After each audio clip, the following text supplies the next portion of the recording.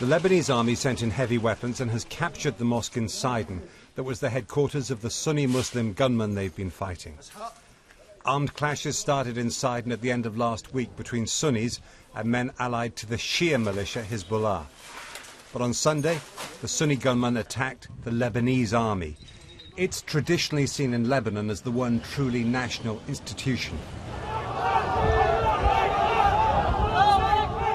The attacks in Sidon and this show of force by Sunnis in Tripoli, Lebanon's second city, are a direct sectarian challenge to the weak Lebanese state.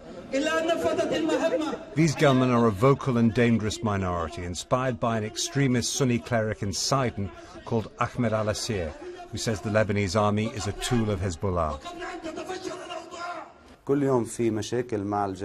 Last week he said we're having daily problems with the army. They're doing nothing to protect us from the Shia militia. We're being attacked and killed. We had to do something to defend ourselves.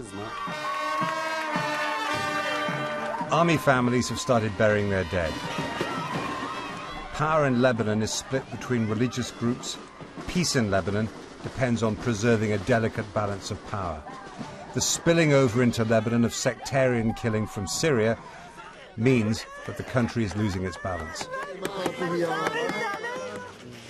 In Damascus, the Syrian Foreign Minister Walid al-Muallim talked about the dangers of what's happening inside. It's so dangerous. We warned from the beginning of the crisis that the reflections of what's going on in Syria would be dangerous for our neighbours. In Lebanon, the army is caught between Sunnis who tend to support the Syrian rebels and Shia who tend to support the Assad regime. The Syrian war is superheating the 1400-year-old quarrel between the two main branches of Islam. Tension between Shia and Sunni Muslims is increasing across the Middle East. In Egypt, 4 Shiites, including a well-known cleric, were killed by a mob at the weekend. The killings have been widely condemned in Egypt, but some critics of Egypt's President Morsi, who's a religious Sunni from the Muslim Brotherhood, have accused him of not doing enough to stop incitement against Shia Muslims by Sunni preachers.